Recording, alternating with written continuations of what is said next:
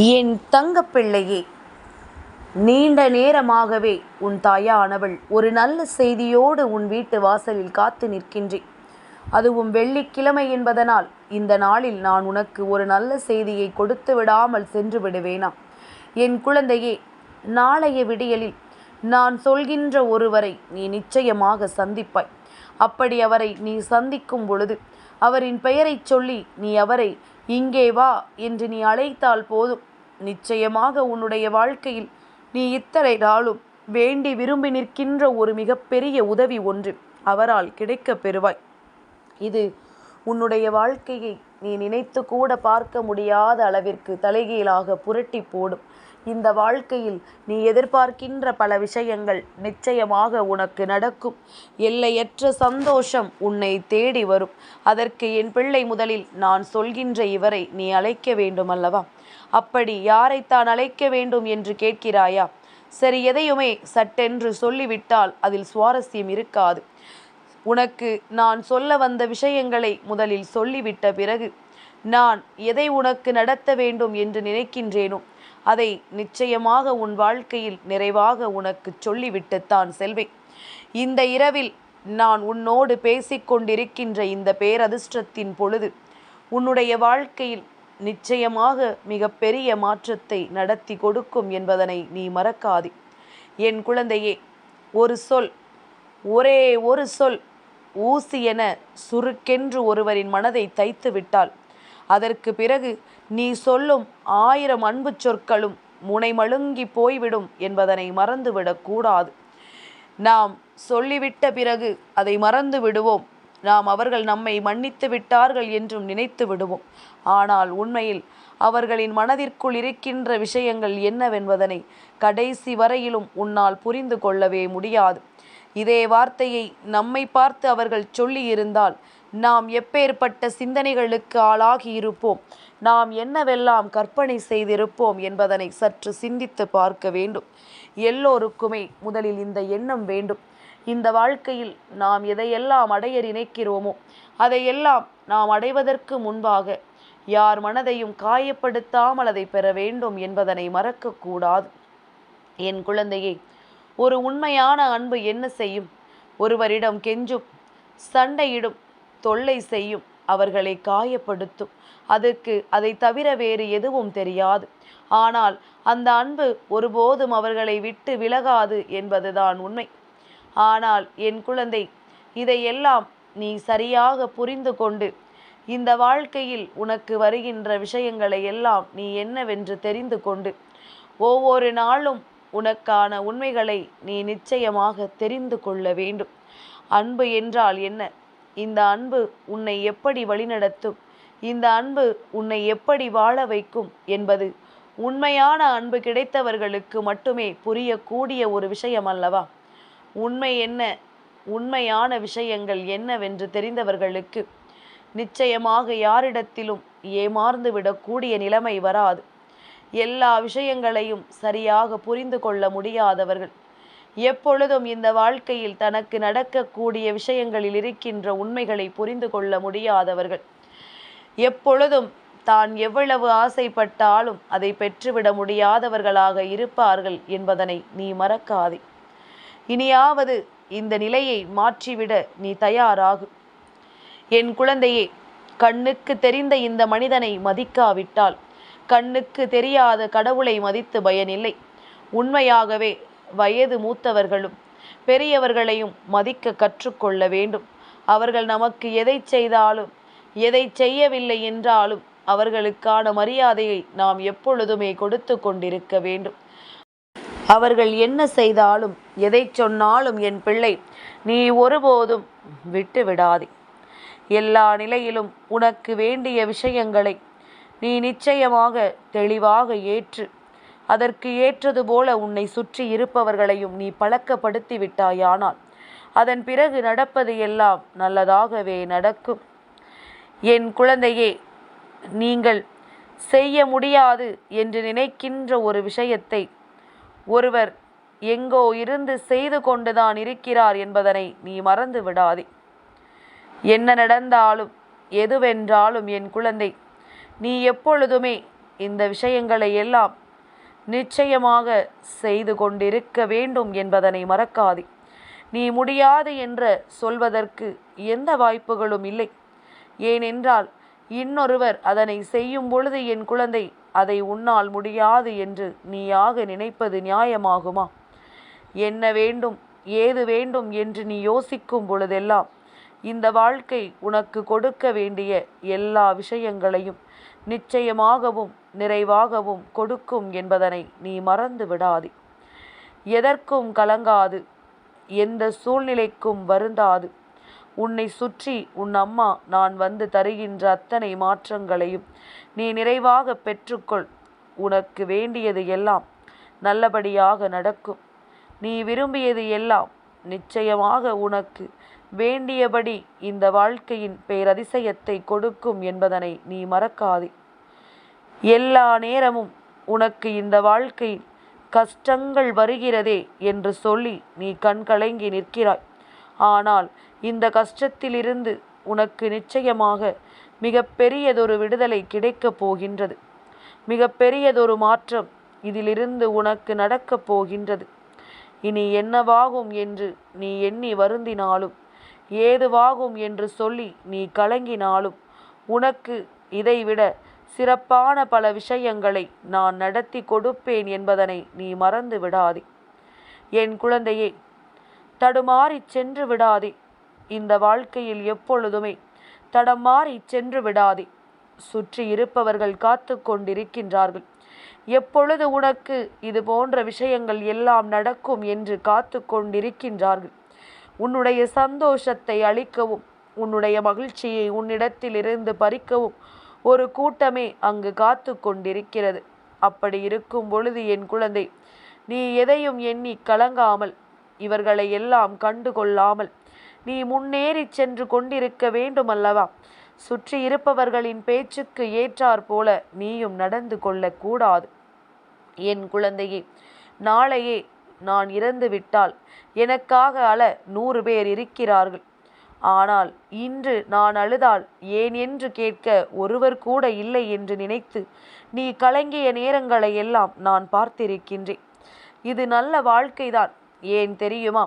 இவர்கள் எல்லாம் அதன் பிறகு எவ்வளவுதான் அழுதாலும் அந்த நேரத்தில் நிச்சயமாக உன்னால் இந்த வாழ்க்கையை என்னவென்று புரிந்து கொள்ள முடியும்.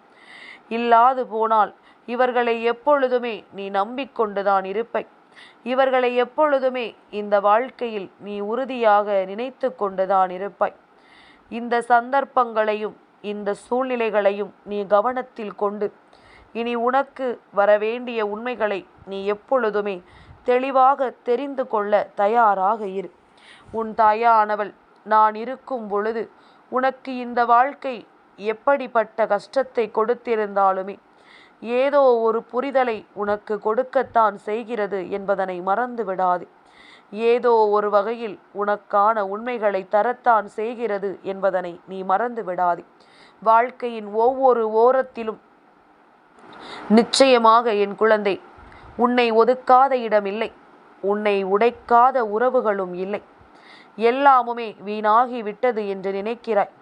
உன்னுடைய எதிர்பார்ப்புகள் அத்தனையும் தொலைத்து விட்டதாக நினைக்கிறாய். நீ வேதனையில் ஒவ்வொரு நாளும் விம்மிக் கொண்டிருக்கின்ற இந்த நேரத்தில் உன் அம்மா நான் சொல்வது என்ன தெரியுமா? இவர்கள் எல்லாம் சொல்கின்ற விஷயங்கள் இதுதானே? இவர்கள் எல்லாம் யோசிக்கின்ற விஷயங்கள் இதுதானே? அப்படி இருக்கும் பொழுது என் பிள்ளை, நீ எதையும் நினைத்து தேவையில்லாமல் கலங்கிக் கொண்டிருக்க கூடாது. இவர்களினுடைய எண்ணங்களை உண்மையாக்கும் பொருட்டு நீ நடந்து கொள்ளக்கூடாது. வேண்டும் என்றே உன்னை சுற்றி வந்து உனக்கு இன்னல்களை கொடுக்கின்ற இவர்கள் எந்த நிலையிலும் உனக்கு நல்லது நடக்க அனுமதிக்க மாட்டார்கள். எந்த சூழ்நிலையிலும் உனக்கான நன்மைகளை கொடுக்க இவர்கள் முன்வர மாட்டார்கள். என்னவாகும் என்று நீ எண்ணி எண்ணி கலங்கி நிற்கின்ற இந்த நேரங்களில் உனக்கு நிச்சயமாக இந்த வாழ்க்கை ஒரு நல்ல பாதையை காண்பித்து கொடுக்கும் என்பதனை நீ மறந்து விடாதே. உனக்கான நல்ல விஷயங்களை எல்லாம் நிச்சயமாக என்னவென்று சொல்லிக் கொடுக்கும் என்பதனை நீ மறந்து விடாதே. உன்னுடைய எண்ணங்கள் நிச்சயமாக உனக்கு சரியான ஒரு அற்புதத்தை கொடுக்கும்.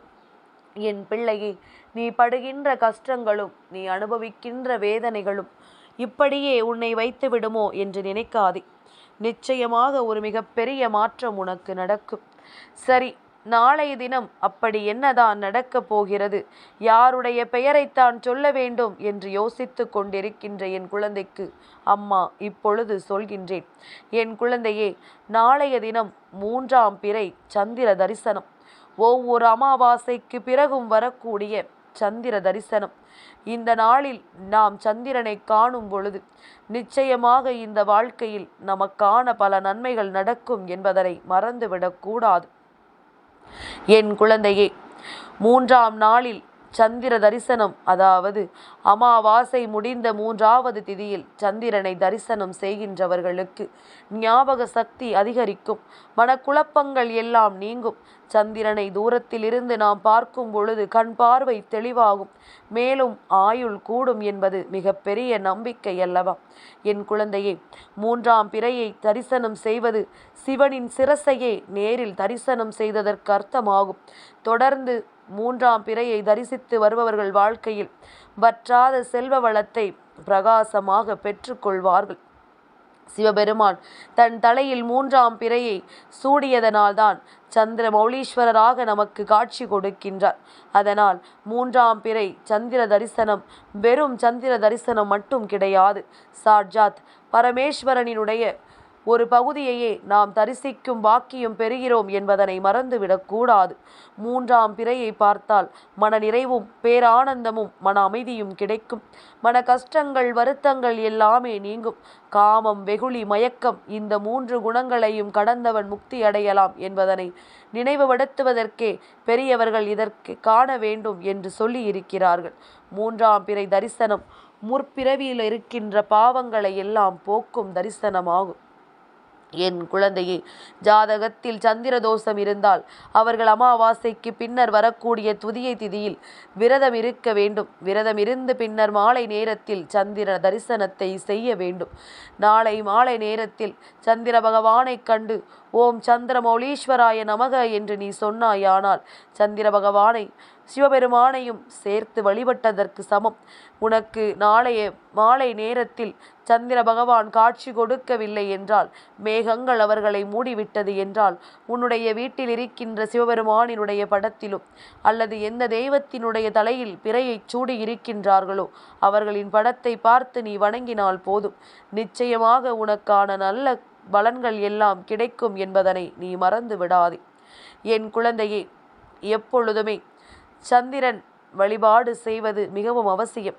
இதை தொடர்ந்து செய்கின்றவர்களுக்கு இந்த வாழ்க்கை பேரதிசயத்தை கொடுக்கும் என்பதனை மறந்து விடாதே. 3ஆம் பிறையில் சந்திர தரிசனம் செய்து வணங்குவது என்பது ஒருவரினுடைய ஆயுளை விருத்தியாக்கும். சந்திரனுக்கும் ஆயுளுக்கும் நெருங்கிய தொடர்பு இருக்கின்றது. ஒருவர் ஜாதகத்தில் சந்திரன் கெட்டியாக இருந்தால் அவர்களுக்கு நீண்ட ஆயுள் கிடைக்கும் என்பதுதானே உண்மை. சந்திரன் கெட்டிருந்தால் அவர்களுக்கு நீண்ட ஆயுள் இருக்காது. அதனால் என் பிள்ளை, இதையெல்லாம் நாம் சரியாக உணர்ந்துதான் இந்த சந்திர தரிசனத்தை எப்பொழுதும் செய்து கொண்டிருக்கிறோம் என்பதனை மறந்துவிடக்கூடாது. 3ஆம் பிறை சந்திரனை தொடர்ந்து ஒவ்வொரு மாதமும் தரிசிப்பதால் மனதில் உள்ள தேவையற்ற விஷயங்கள் எல்லாம் விலகி நல்ல தெளிவு கிடைக்கும். தெளிவான ஞானமும் ஆரோக்கியமும் எல்லோருக்குள்ளும் ஏற்படும். தம்பதிகளுக்குள் ஒற்றுமையும் ஏற்படும். என் குழந்தையே, எப்பொழுதுமே நாம் தெய்வங்களை வணங்குவதற்கு சோம்பேறித்தனம் படக்கூடாது. இப்பொழுது செய்யலாம் அல்லது அடுத்த முறை செய்யலாம் என்றெல்லாம் சொல்லி அதனை தள்ளி போட்டு கொண்டிருக்க கூடாது. என் குழந்தையே, எப்பொழுதும் போல நீ மனதார எல்லோரையும் வணங்கி இந்த வாழ்க்கையில் உனக்கான நம்பிக்கையை நீ நிறைவாக பெற்று கொள்ள வேண்டும். ஒரு தாம்பூல தட்டில் பச்சரிசி அல்லது பச்சை நெல் பரப்பி அதன் மேல் காமாட்சி அம்மன் விளக்கு வைத்து நல்லெண்ணெய் ஊற்றி பஞ்சு அல்லது பருத்தி நூல் திரி போட்டு மேற்கு பக்கமாக விளக்கு முகம் வைத்து வெளியில் வந்து வழிபாடு செய்ய வேண்டும். அப்போது இறைவனை மும்மூர்த்தியாக பாவித்து வணங்க வேண்டும். பிறையை பார்த்து கையேந்தி வணங்க வேண்டும். தேவைகளை கேட்க வேண்டும். இந்த தேவைகளை கேட்கும் முன் இன்று காலையிலிருந்து ஏதாவது ஒரு உயிருக்காவது நீ உணவு கொடுத்திருக்க வேண்டும். அதாவது நாளைய தினம் சந்திர பகவானை தரிசனம் செய்வதற்கு முன்பாக நாளை பொழுதில் பகல் பொழுதில் இருந்து நீ யாரேனும் ஒருவருக்கு உணவோ தண்ணீரோ தானமாக கொடுத்திருக்க வேண்டும். பெரிதாக மனிதர்களுக்கு கொடுக்க முடியவில்லை என்றாலும் சிறு பறவைகளுக்கோ விலங்கினங்களுக்கோ அதனை நீ கொடுத்திருக்க வேண்டும். அப்படி செய்துவிட்டு சந்திர தரிசனத்தை நீ செய்து பார். சந்திர பகவானுக்கு நான் சொல்வது போல தீபம் ஏற்றி வழிபட்டு பார். நிச்சயமாக உனக்கு நல்லது நடக்கும். என் தங்கப்பிள்ளைக்கு இந்த வராகி அம்மாவினுடைய ஆசீர்வாதங்கள் எப்பொழுதும் உண்டு.